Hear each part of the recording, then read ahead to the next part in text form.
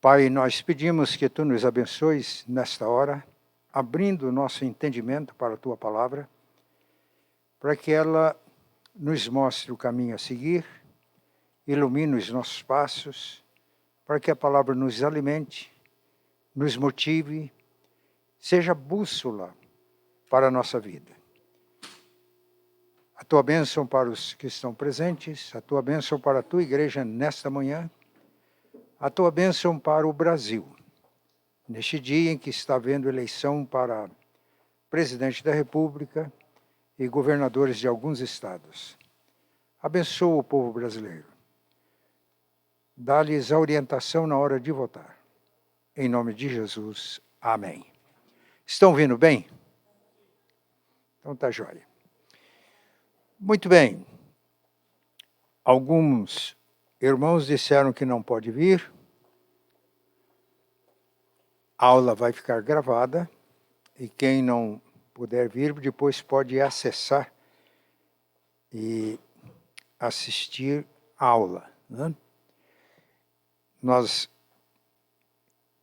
distribuímos a lição 2, para quem não veio domingo passado e não pegou a lição número 1, está ali, né? Pode apanhar. E, se alguém não pegou ainda a lição, pode pegar, por favor.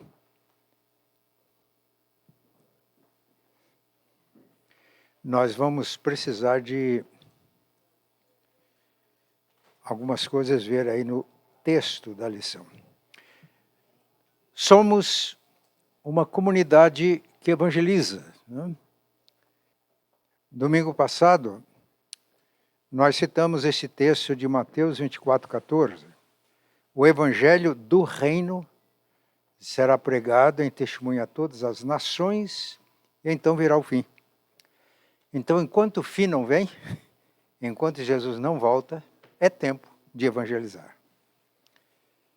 O evangelho do reino. E domingo passado a gente mostrou o que é o evangelho do reino. Mostramos que Jesus é rei. A gente às vezes não tem uma consciência muito clara disso. As coisas que às vezes para a gente passa meio batido. A gente não percebe às vezes o sentido, o significado do que ele mesmo disse depois da ressurreição. É-me dada toda a autoridade no céu e na terra. Aí ele dá uma ordem. Portanto, porque me é dada toda a autoridade no céu e na terra, portanto, fazei discípulos de todas as nações. Esta é a ordem. As pessoas dizem, vamos obedecer ao ID de Jesus. Não está de todo errado. Mas a ordem do texto é fazer discípulos de todas as nações. Ir, batizar e ensinar são estratégias. Então, quando nós nos colocamos à disposição dele para fazer discípulo e obedecemos, a autoridade dele se torna efetiva.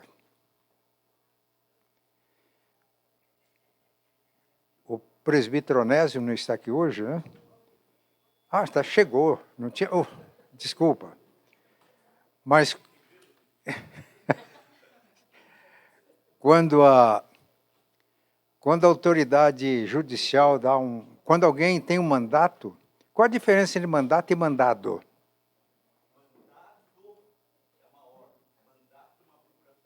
Ok. Então, mandado é uma ordem.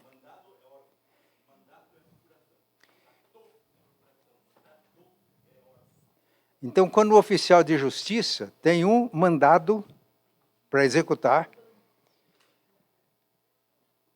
o oficial pode ser o João, o Sebastião, o Joaquim, né? Mas ali ele está investido de autoridade. E ao executar, tem a força do Estado, né? Não é assim? Se desobedecer, ele pode ser obrigado a cumprir aquilo. Bem, eu estou apenas ilustrando. Então nós temos um mandado de Jesus. Quando nós obedecemos, a autoridade dele é efetiva. Acontecem as coisas. Ficou claro isso para vocês? É muito simples. As pessoas me dizem, pastor, ser cristão é muito difícil. Errado. Ser cristão é obedecer a Jesus. E quando a gente obedece, ele age.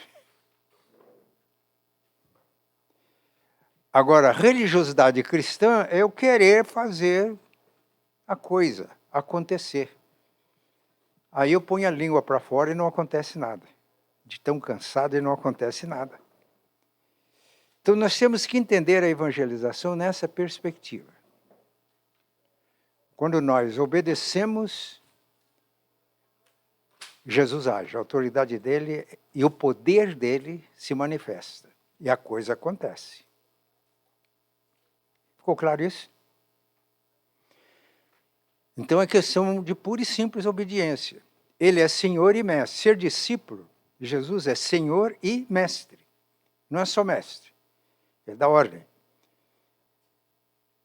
E a beleza da vida cristã é quando você percebe que Jesus está agindo quando a gente obedece. É extraordinário. Coisa boa. Aliás, fora disso não há nada. Então, eu estou só rememorando a lição de domingo passado. Fora disso é proselitismo. Né? E o proselitismo, ele pode ter uma censura, e tem, de Jesus. Ai de vocês, escribas, que eram teólogos da época, e fariseus, que eram religiosos, porque vocês percorrem a terra e o mar para fazer um prosélito, para convertê-lo ao judaísmo, e depois vocês o fazem filho do inferno 2 vezes mais do que vocês. Duro, né?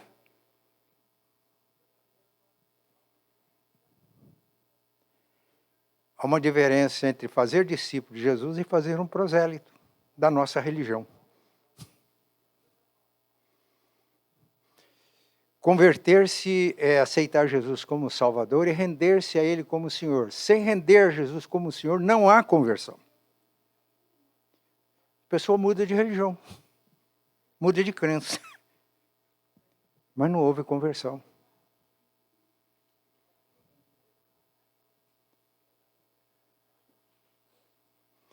Eu não posso ser cristão, eu não sou cristão se eu não obedeço a Jesus. Porque nada acontece.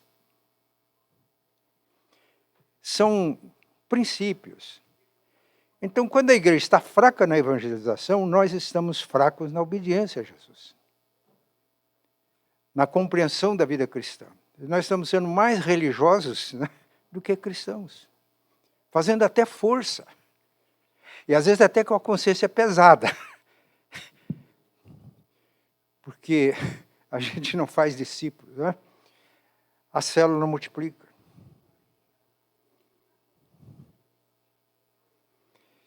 Por isso que essas aulas é reflexão, falei quando eu anunciei, é reflexão e oração.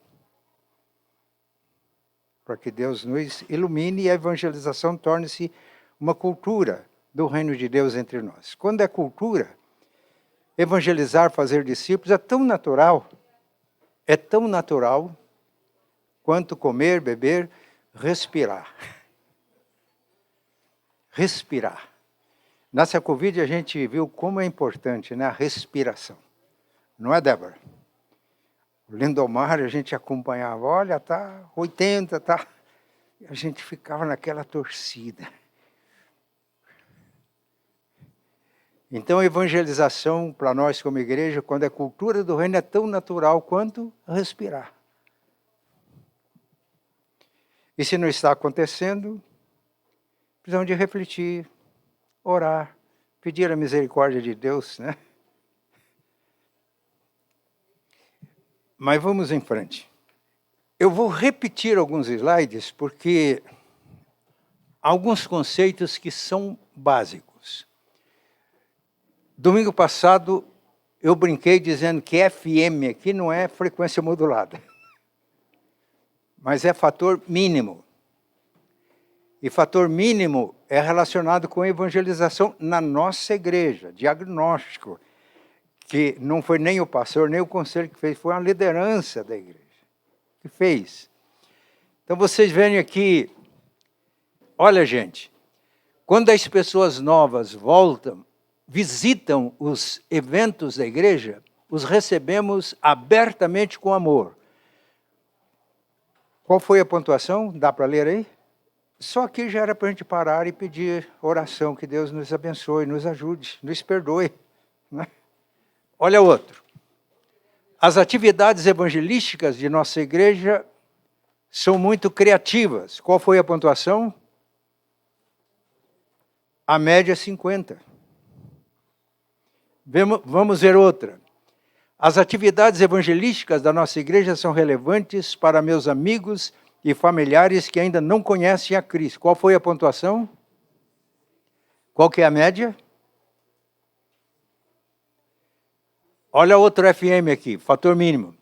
Nossa igreja fornece ajuda prática para os novos convertidos crescerem na fé. Qual foi a pontuação?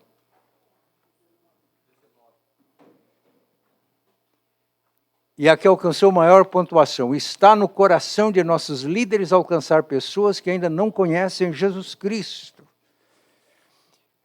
A maioria de vocês aqui são líderes, né? Ou acho que todos vocês. Está no coração. Era para a gente parar agora e fazer um clamor, né? Então, eu estou trazendo esse resultado no nosso diagnóstico, não é para desanimar, é para acordar. Acordar da sonolência. Análise estratégica. Canalizar os pontos fortes para elevar o fator mínimo. Dentre os fatores mais fortes está o grupos pequenos, nós vamos ver isso na aula de hoje. E também usar os princípios da natureza, que nós não vamos comentar isso agora. Né? Pontos fortes para elevar, para melhorar o fator mínimo que é a evangelização.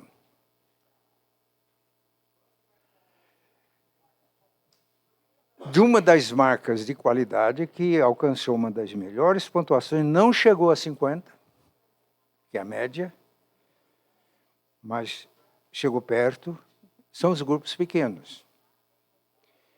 O presbítero Rodrigo fez um quadro analisando os grupos pequenos. Eu não sei se vocês se lembram, a maioria dos indicadores dos grupos pequenos estavam mais voltados para dentro do que para fora. Isto é, os nossos grupos pequenos ainda não estão olhando para o mundo, para as pessoas, para os nossos oicos. Não estão alcançando. Então, é mais voltado para dentro. Os indicadores mostram isso. As pessoas que oram por mim, que me ajudam, etc, etc. Isso é bom. Mas o ponto forte nós são os grupos pequenos, precisam de uma revitalização. Estão continuando. Tem sinais vitais nos grupos. Eu participei já de todos. Mas mesmo esse ponto forte, os indicadores mais fortes na evangelização não estão relacionados com a evangelização.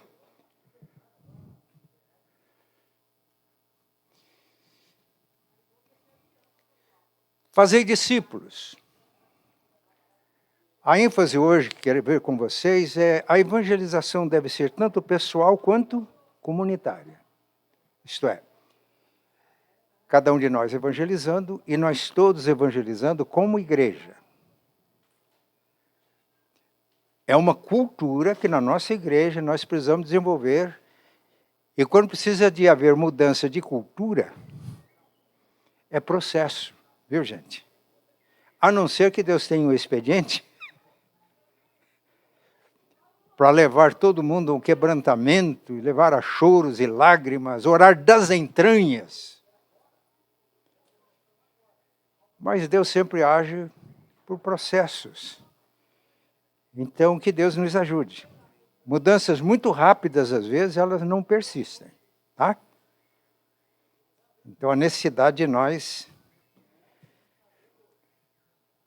A Igreja Presbiteriana Independente do Brasil promoveu uma live sobre revitalização espiritual. Eu participei que os irmãos participassem. Depois eu fiz um encontro e perguntei o que mais te impressionou. O que mais ficou na minha mente foi o que o presbítero Arthur disse. Ele disse, alguém falou que uma igreja só se revitaliza espiritualmente se a dor de continuar como está for maior do que as dores das mudanças. Toda mudança de cultura, ela provoca um pouco de dor, porque ela desinstala. E o Espírito Santo é mestre fazer isso, desinstalar. A pessoa está muito bem instalada, né? Eu estava conversando aqui com a Suzane sobre mudança. Eu vou ter que fazer mais uma mudança, agora em novembro, de casa. E quando construímos a nossa casa em Londrina, entramos para casa com 70 anos, eu tinha 70 anos de idade. Aí ele olhou para mim e falou, é a casa da nossa velhice. Não vamos mudar mais, eu não quero mais mudança, já cansei. Mas Deus fez para mim um desafio de vir para cá. Vocês me desinstalaram. Ou Deus, né, através de vocês. Então agora eu não tenho nenhum receio de desinstalar vocês, tá? Porque a zona de conforto, ela às vezes leva à morte, ao torpor espiritual, à letargia espiritual. Que Deus nos ajude. Não se amoldem aos padrões do mundo, mas transformem-se pela renovação da mente. Isso é para que experimentem a boa, perfeita e agradável vontade de Deus. Aí quando a gente está experimentando, é algo fascinante. A vida cristã torna-se fascinante. Né? Então, fazei discípulos, nós já vimos essa imagem, né? O reverendo Peixoto fazendo o batismo ali, Samuel está aqui. Indo, alguém alcançou o Samuel, discipulou, integrou na igreja pelo batismo, está aqui o Samuel, ensinando, e o Samuel está aqui se capacitando para cumprir a missão. É isso, tá ok?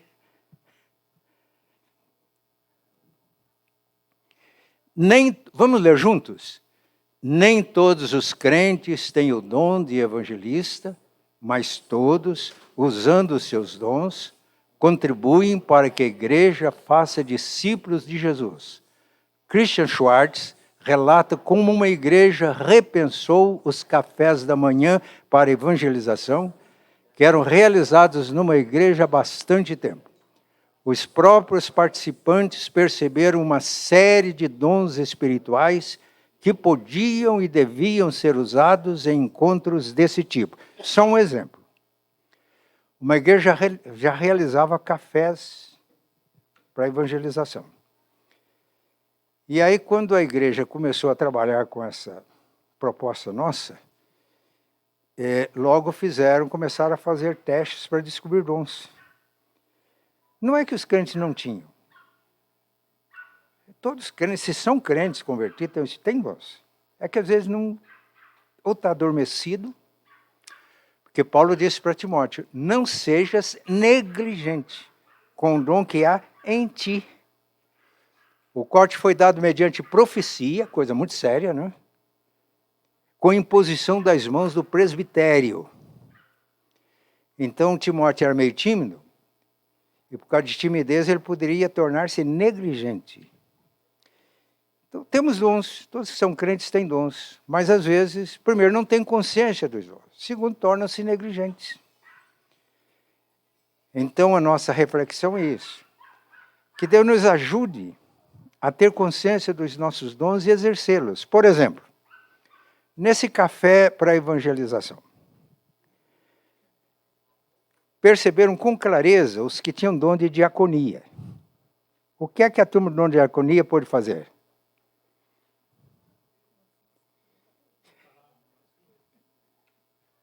Preparar a mesa, servir a mesa. Descobriram que alguém tinha o dom da hospitalidade. O que é que podiam fazer? Criar um ambiente agradável, receptivo. Bem, descobrir que irmãos que participavam, que promoviam, tinham o dom de ensino. E daí?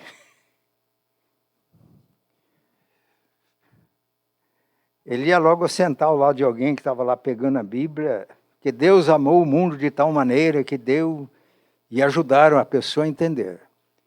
Outro tinha o dom de evangelista. Então o que eles fizeram?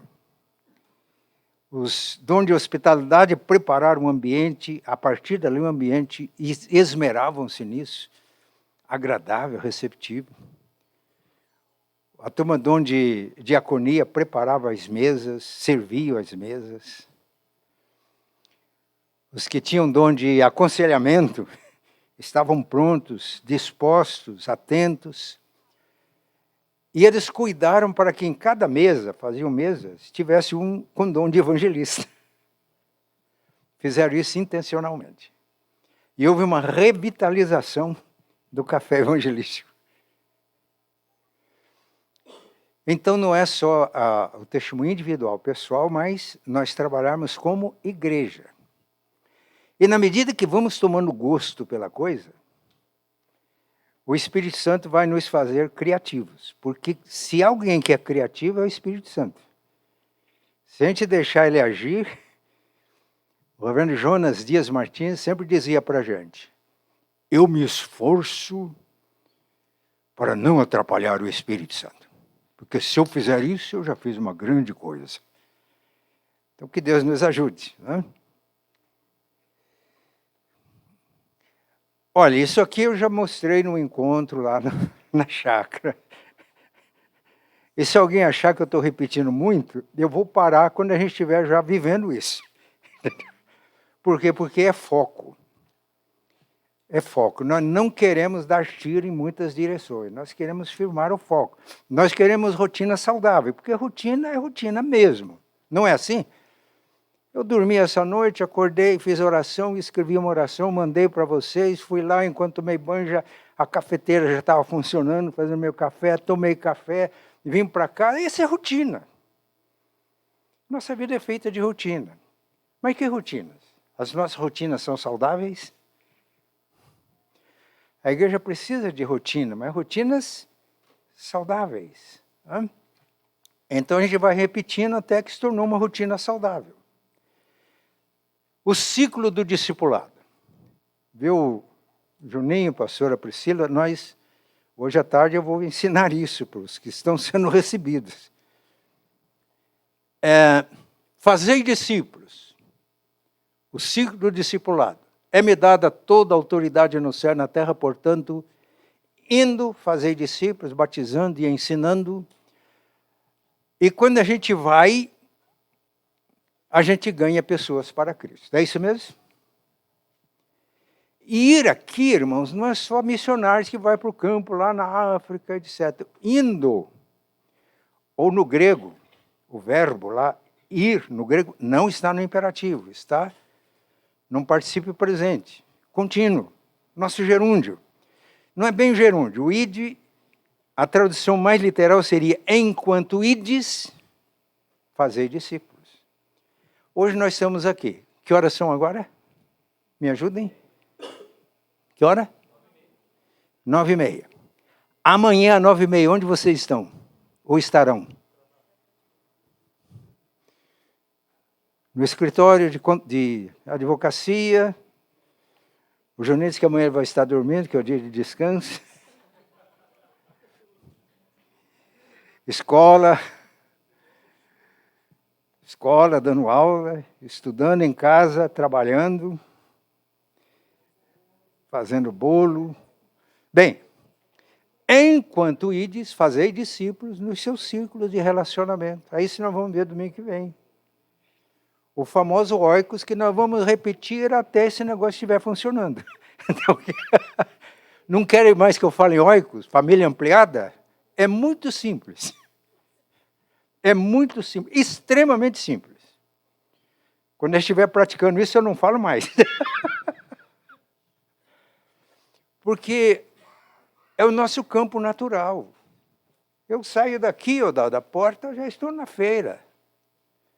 Eu saio de casa, vou para o trabalho, já estou em relacionamento com pessoas no mundo.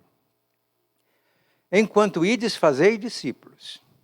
Mas, de repente, Deus chama alguém dentre nós para ir onde não tem testemunho do Evangelho, como aconteceu com Barnabé e Saulo.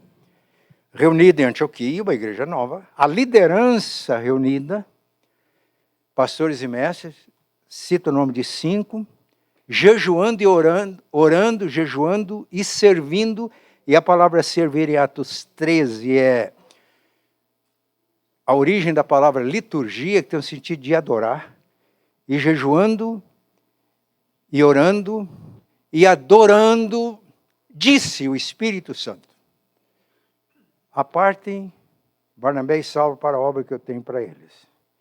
É assim que funciona. Chamado na igreja. Se a igreja tem uma liderança espiritual, o discernimento vem da liderança. E orando e jejuando, impondo sobre ele as mãos, os despediram. E agora é só ler Atos a partir do capítulo 13, que vamos ler as viagens missionárias de Paulo e o resultado. Qual era a base? A igreja de Antioquia.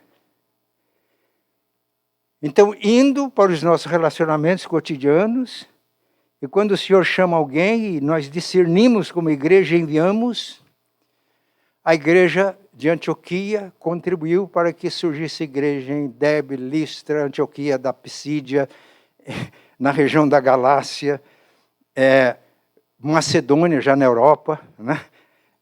Filipos, Tessalônica, Bereia, Atenas, Corinto. Depois, quando Paulo voltou para Éfeso, Atos 19, faz o seu ponto de operações em Éfeso, e toda a Ásia Menor, judeus e gregos, tiveram oportunidade de ouvir o Evangelho. Surgiram as 7 igrejas que estão no Apocalipse. Que coisa extraordinária a partir da igreja de Antioquia. Vamos orar para que a primeira IPIC seja Antioquia do sul do país? Somente na área da Igreja Presbiteriana Independente? É possível isso? E até os confins da terra. Eu fui convidado pela irmã Nájua Diba para dar um curso para líderes da igreja dela. E a Nájua, quando se converteu em São Paulo, ela ouviu uma palavra, Albânia. Ela não sabia o que era. Ela achava que era um país da África. Ela foi com o pastor, começou a conversar, e ela descobriu que era um país da Europa. E na época, sob um regime muito fechado. E ela começou a se preparar. Quando ela foi, não conseguiu entrar na Albânia, ficou lá em Kosovo. Depois ela conseguiu entrar. A história da Nájua é impressionante. Mas ela converteu-se numa comunidade muito pequena. E não tinha condições de dar suporte. Então o pastor da igreja de Londrina estava lá na Antioquia, Missão Antioquia, não Antioquia, lá. E adotou, ela tornou-se membro da primeira igreja de Londrina. Plantou uma igreja em Tirana, capital da Albânia. Depois outra igreja numa cidade satélite, igual São José dos Pinhais aqui. E quando eu fui lá, eu já fui nessa segunda igreja, porque a primeira já tinha liderança nacional. A igreja onde ela estava já tinha um pastor. E o primeiro pastor dessa igreja que ela fundou nessa cidade satélite já era missionário na Grécia. Eu fiquei uma semana inteira ministrando para a liderança da igreja de Albânia, onde ela era missionária. Sobre exegese, hermenêutica, como interpretar, treinando aquela liderança. Semana inteirinha. E quando eu olhei, cheguei para o templo e vi lá as pessoas que colaboraram, a principal colaboração para a construção do templo, que era necessário, estava lá a gratidão da igreja pela primeira igreja de Londrina. Eu fiquei muito feliz. Irmãos, quando Deus nos dá essa visão, Ele nos abençoa. Ele nos abençoa. Não precisa nem de fazer campanha para crescer a contribuição, nada disso. Porque é isso que Ele quer. É isso que Ele quer. O pastor Pedro Leal, que se fosse possível fazer a conferência, eu sugeri a irmã Marília para convidá-lo. Hoje ele coordena a obra missionária da igreja e a Casa das Formigas, em Maputo, né? Moçambique? Estou falando certo? Tem hora que eu confundo essas. Que começou com a Delcy, que era filha da igreja de Londrina, membro da igreja. Delcy não gostava de crianças. Quando ela chegou em Maputo, o grupo que ela teve para evangelizar foi crianças. Ela começou a acolher crianças na casa dela.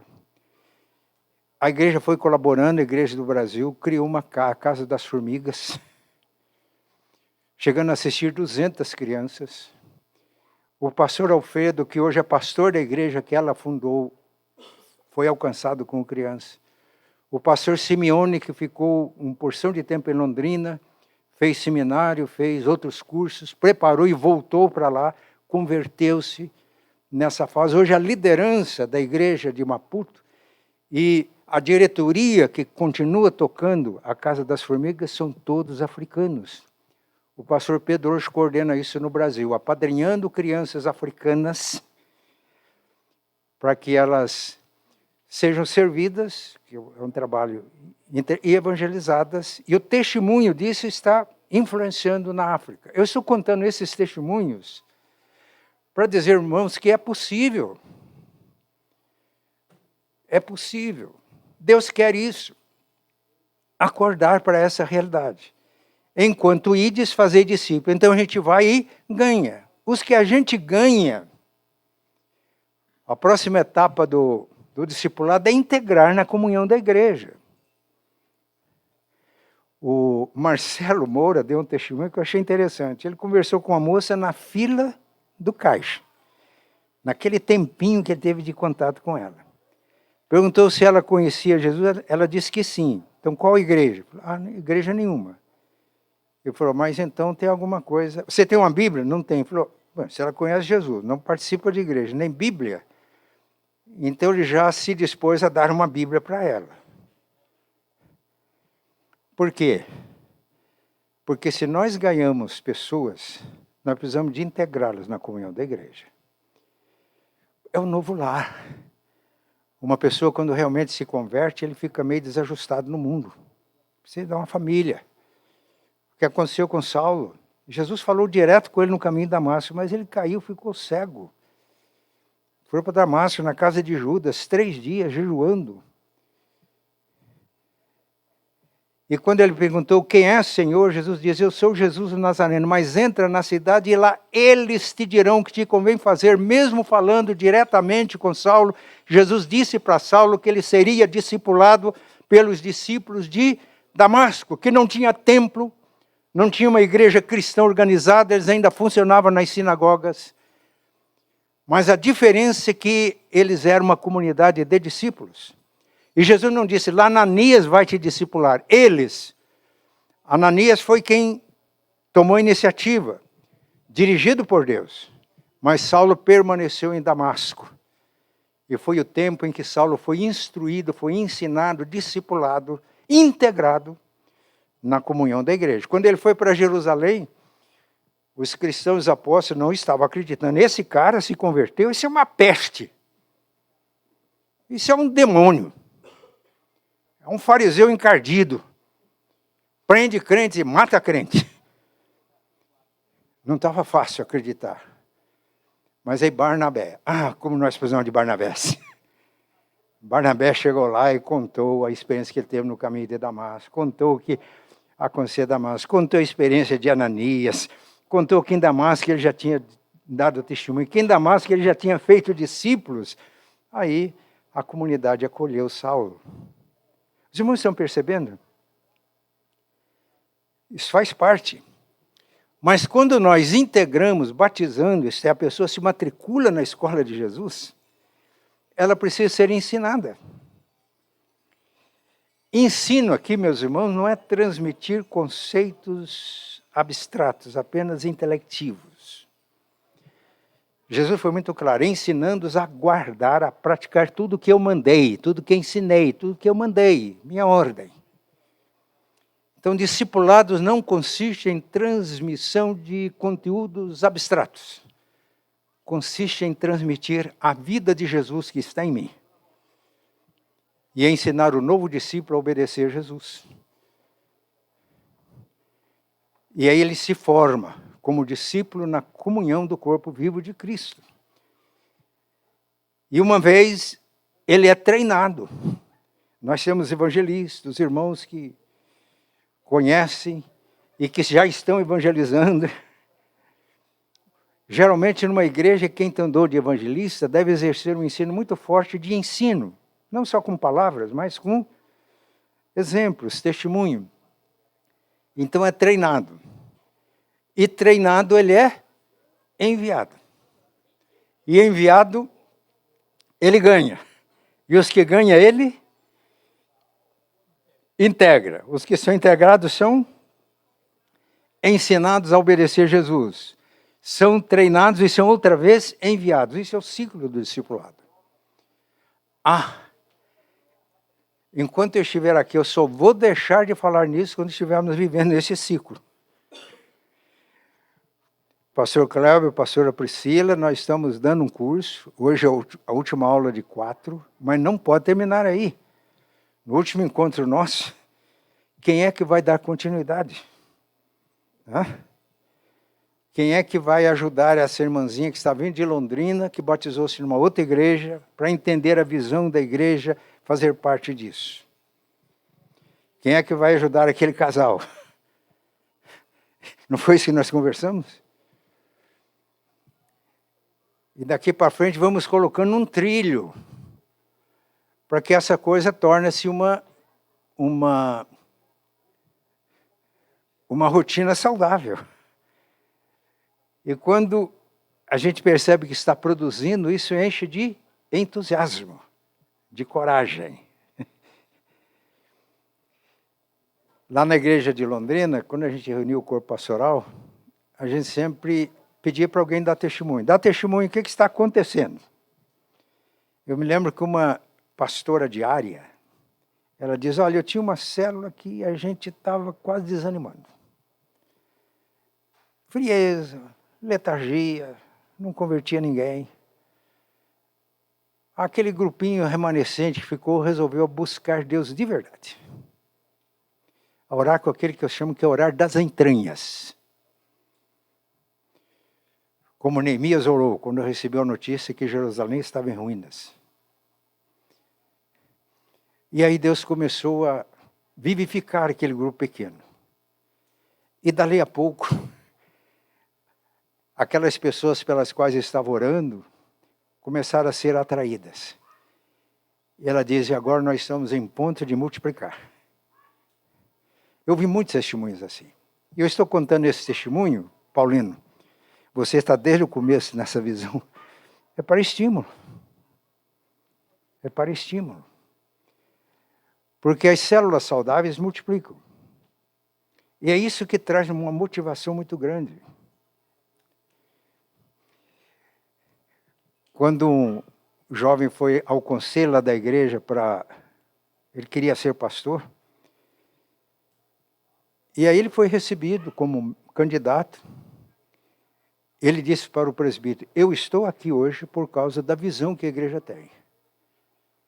Porque aquele rapaz era um espanhol, eu não falo mal de espanhol, viu gente? Eu sei que tem gente que fala dos italianos, dos espanhóis, mas são aquela característica deles. Né? Que o espanhol sempre é da oposição. Se há, como é que é? Se há governo, sou contra. Ele diz, eu seria muito difícil se fosse convidado para entrar num templo, mas ele foi alcançado, foi ganho, foi integrado a partir do grupo pequeno, foi discipulado, fez todos os cursos que a igreja oferecia de treinamento. E agora ele estava disposto, já era um pastor de área, já estava cuidando de mais de 20 células. Ele já era pastor, mesmo sem ser ordenado pastor, de cerca de 200 pessoas dentro da igreja. Ele fez o curso, hoje ele é pastor. Então, ele não precisou de procurar campo. Ele encontrou as suas ovelhas dessa forma. E tornou-se naturalmente um pastor de ovelhas que ele foi ganhando, conquistando, integrando. Hoje ele é um dos pastores da igreja. Foi ganho não faz muito tempo, não. Então, está aqui o nosso ciclo discipulado. Vamos ler juntos agora? Vamos juntos. A partir das pesquisas feitas, Schwartz concluiu que a multiplicação constante dos grupos familiares é um princípio universal de crescimento da igreja, tanto em qualidade quanto em quantidade. E acrescentou, se um dos princípios deve ser considerado mais importante, então é, sem dúvida, a multiplicação dos grupos pequenos. Foi por isso, o princípio que ele está falando são as 8 marcas de qualidade. Se uma das marcas é a mais importante, ele diz, essa é a mais importante. E ele diz no livro que é um grupo holístico, isso é uma célula, é a igreja. Ela ora, ela adora, ela dá testemunho.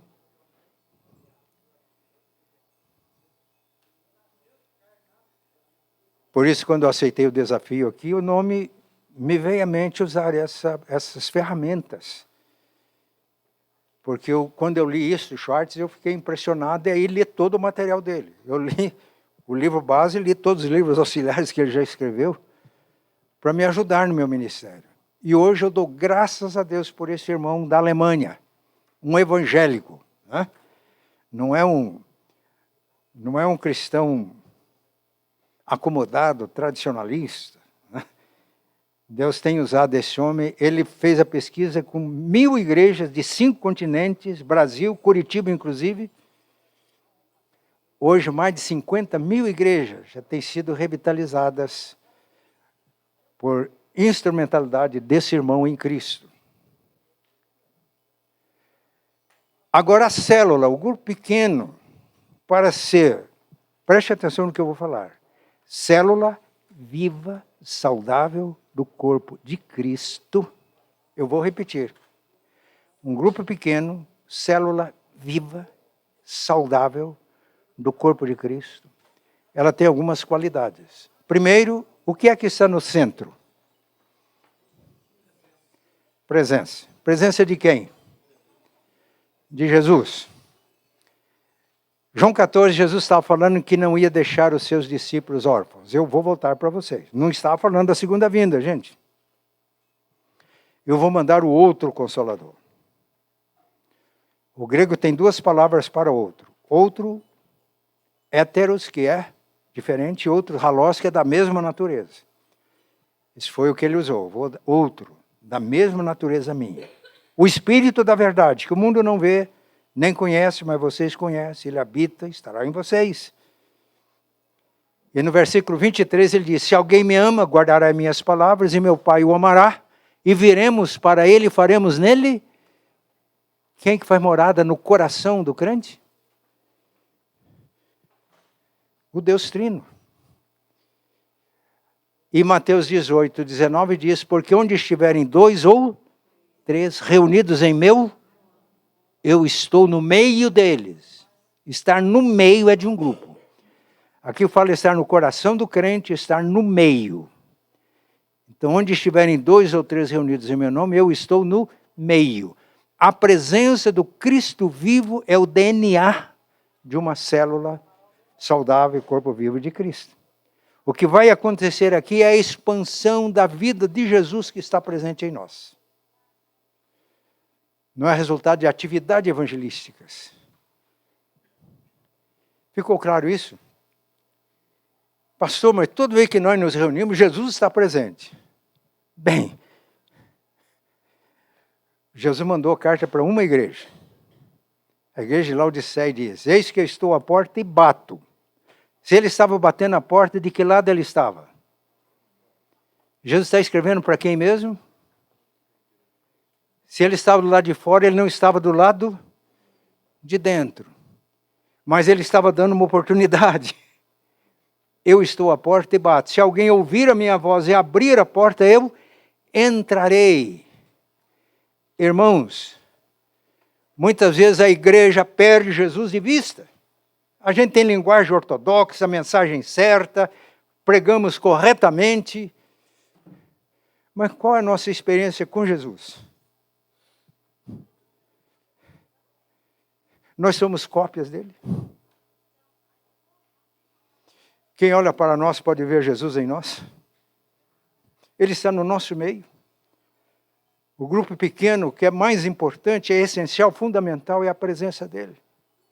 Mas quando Jesus está presente, e a igreja de Laodiceia teve uma oportunidade de acolher Jesus, por isso, e a igreja achava que era boa. Ela achava que era rica, abastada, não tinha falta de nada. Ele falava: você é pobre, miserável, segue nu. E deu alguns conselhos: compre colírio para ungir teus olhos, para você ver. Compre roupas para você se vestir, cobrir a nudez. E deu uma oportunidade: eu estou à porta e bato. Se alguém ouvir a minha voz e abrir a porta, eu entrarei. É o que ele está dizendo para a primeira Epic. Abram a porta para mim que eu entro. Não só no coração de cada um, mas no nosso meio. Sem a presença de Jesus, nós temos atividades evangelísticas, atividades eclesiásticas, mas inócuas.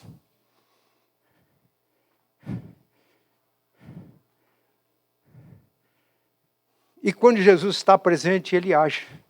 É o poder dele. E quando ele age, as coisas acontecem. E quando ele age, ele nos edifica, ele nos fortalece. E aí nós estamos prontos para alcançar o propósito dele, que é alcançar o mundo, cumprir a grande comissão. Então, um grupo pequeno para ser célula real, viva, saudável do corpo de Cristo, é preciso que Jesus seja o centro, seja o DNA daquele grupo. Que o poder de Jesus esteja operando. E que operando na comunhão, a própria comunhão atrai as pessoas que estão no mundo, estão famintas e sedentas de vida, de justiça, de verdade. É o que aconteceu com a igreja que está narrada no livro de Atos. Né? Dia a dia o Senhor acrescentava-lhes os que iam sendo salvos. Cristo no centro. O poder de Cristo na comunhão dos santos. E quando o poder de Jesus opera, há edificação. E edificação pelo exercício dos dons espirituais. E ele age por intermédio da oração e da palavra. E aí cumprimos o propósito no mundo, que é evangelização, que é integração dos convertidos, que é ensino, capacitação para cumprir a missão. Então, gente, precisamos de focar. Eu quero dar aqui, todos que são líderes de grupos pequenos, eu pedi para o supervisor, falei, nesse curso não pode faltar nenhum líder. Porque eu não estou aqui ensinando alguma coisa para os irmãos saberem um pouco mais de Bíblia. O meu tempo aqui é curto. Mas é o foco. É o foco. Porque se nós perdermos esse foco, a gente vai ter muitas atividades sem resultados.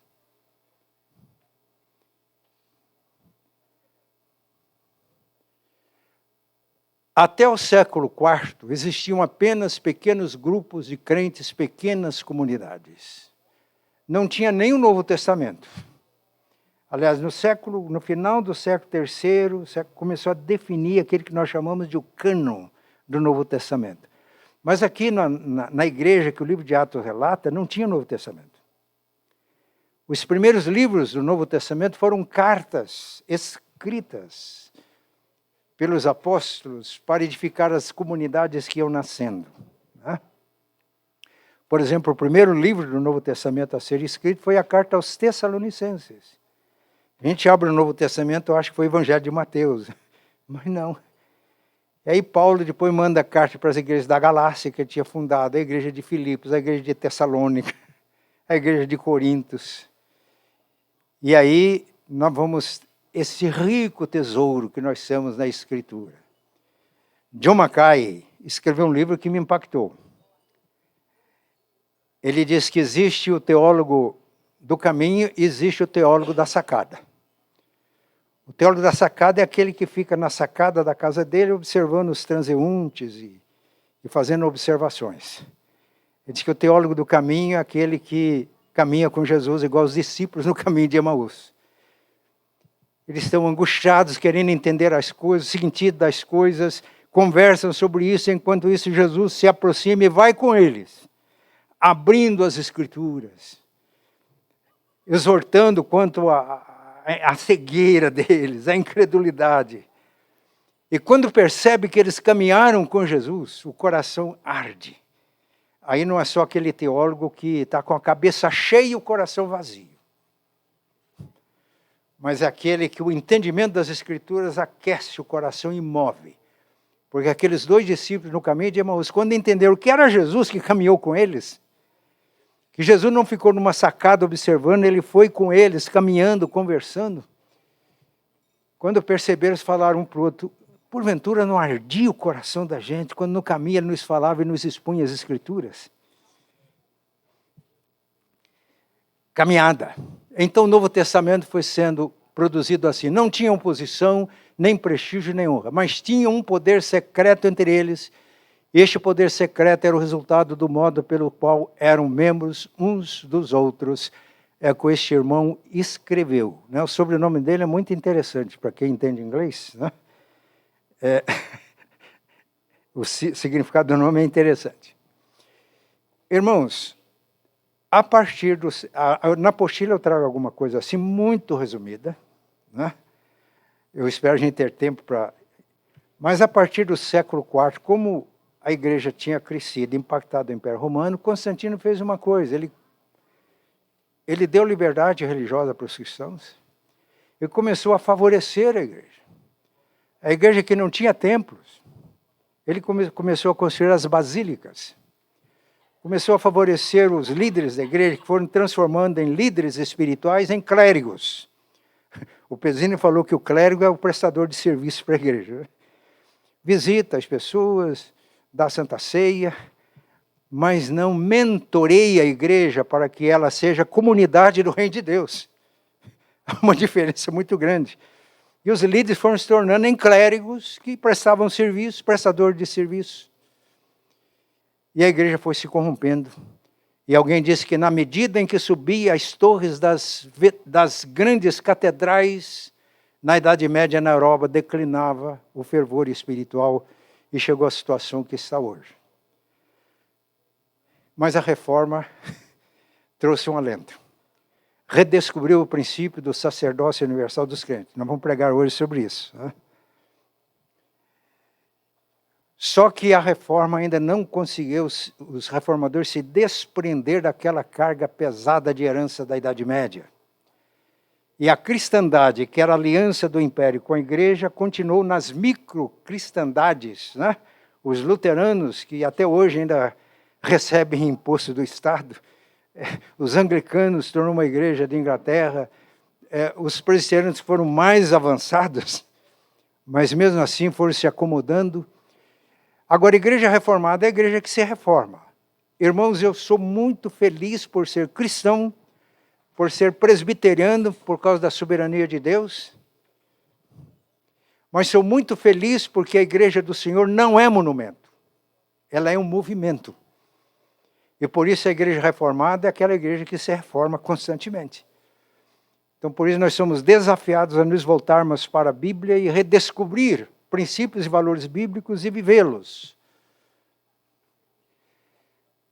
Além daquelas 3 marcas da célula, do grupo pequeno como célula do corpo vivo de Cristo, nós temos alguns elementos essenciais no grupo pequeno. E aqui, meus irmãos, essa visão é uma visão que Deus deu à liderança dessa igreja. Quando eu fui desafiado a vir para cá, eu aceitei porque um dos desafios era esse, era desenvolver a visão de igreja em células. Os grupos continuam, eu repito, há sinais vitais nos grupos, mas nós temos que buscar a revitalização. Eu quero só aqui dar um exemplo de como esse negócio funciona.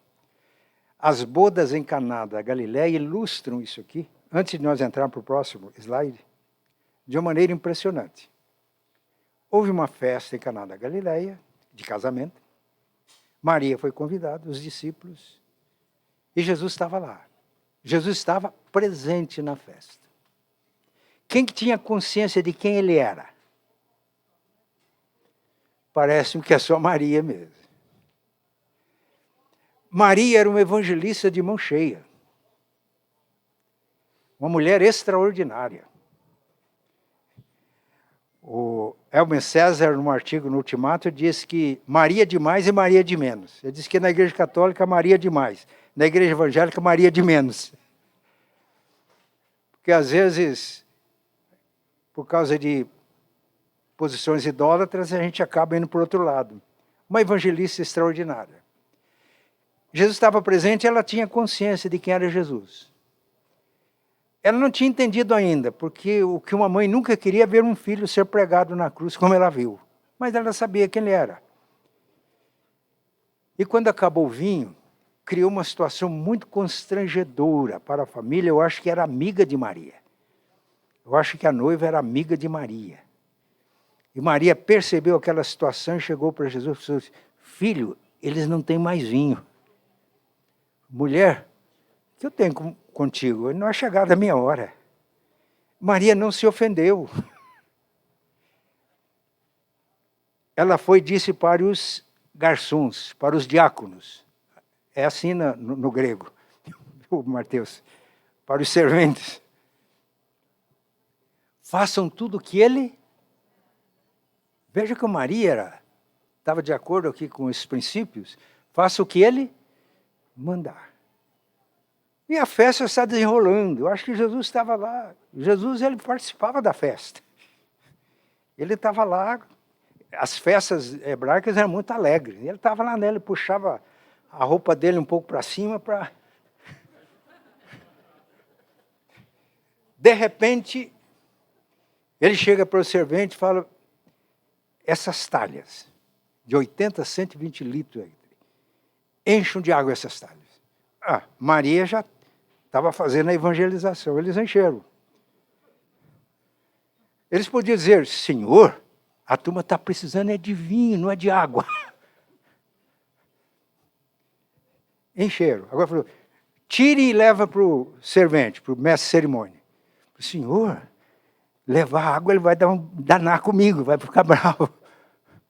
Mas simplesmente obedeceram. Quando o mestre de cerimônia provou, o que era? Vinho dos melhores. Ele chamou lá o dono da festa e falou: olha, você age diferente, né? Todo mundo serve o bom vinho primeiro, depois, quando a turma está grogue, aí ele dá o inferior, mas você guardou o bom vinho até agora. E o texto diz: os serventes sabiam o que tinha acontecido, Maria sabia. Mas aquilo acabou sendo conhecido de outros. Então, primeiro, Jesus estava presente. Segundo, Jesus agiu, manifestando o poder, transformando água em vinho. É isso que Jesus faz hoje. Ele está presente e ele age quando a gente obedece. Tem olhos para ver, necessidades com Maria. Sabe o caminho, faça o que ele mandar. Os serventes obedecem, água se transforma em vinho. E a terceira coisa que aconteceu. Com este sinal, Jesus manifestou a sua glória. Ele deu início aos seus sinais, manifestou a sua glória, e qual foi o resultado? E os seus discípulos creram nele. O testemunho que leva outros à fé. Mas vamos para o nosso último slide. Esse já foi. Gente, o doutor William Beckham, escreveu um livro que eu recomendo para todos, A Segunda Reforma. A Segunda Reforma. Neste livro, ele faz um estudo criterioso. Ele diz que um grupo pequeno precisa de viver estes 5 elementos em harmonia. Primeiro, Cristo na palma mostra que ele é o DNA. O outro elemento importante é a comunhão. E quando a gente vive em comunidade, a comunidade é suporte para a comunhão. Em comunhão. A comunhão atrai pessoas e que nós integramos na comunhão, isso é discipulado. Integração.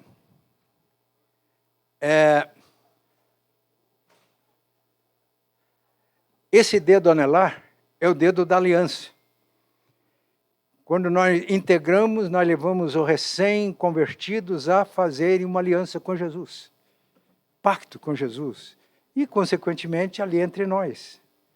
Vivemos em aliança. Esse dedo maior representa liderança. Então, dentro se vão se integrando, nós vamos descobrindo, recrutando e treinando constantemente líderes. Os grupos não se multiplicam se não houver treinamento de líderes. E esse dedo indica evangelização. Evangelizamos, integramos. A comunhão é fundamental. Agora, ele diz que todos os dedos interagem com esse aqui, que é comunidade e comunhão. Discipulado, aliança, pacto, liderança, evangelização. Então, o grupo pequeno é de tremenda importância.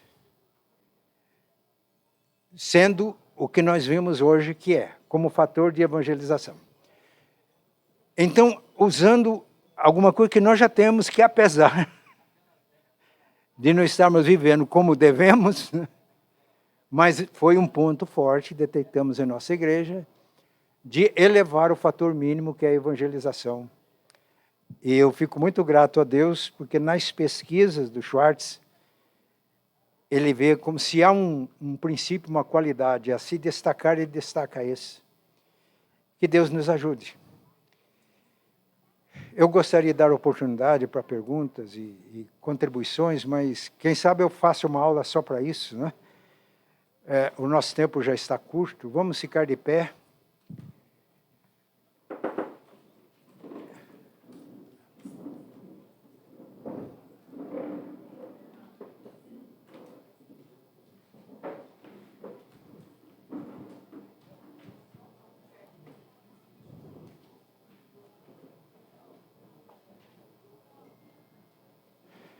Paulino, vamos encerrar com a oração. O Paulino e outros irmãos aqui da igreja têm permanecido firmes na visão. E eu vou pedir que ele ore para que Deus nos abençoe, porque esse é um princípio revolucionário. Senhor Deus, nosso Pai, nós louvamos o Teu nome, Senhor. Te agradecemos por esse tempo de aprendizado, que isso possa realmente tocar o nosso coração e nos impulsionar, ó Pai, a realmente estar cumprindo os Seus propósitos para cada um de nós, ó Pai. Nos ajude, nos abençoe nessa caminhada, Senhor, e que a gente possa mesmo estar Te servindo, Pai, com amor e gratidão. É nossa oração, em nome de Jesus. Amém. Vamos todos para o culto, né?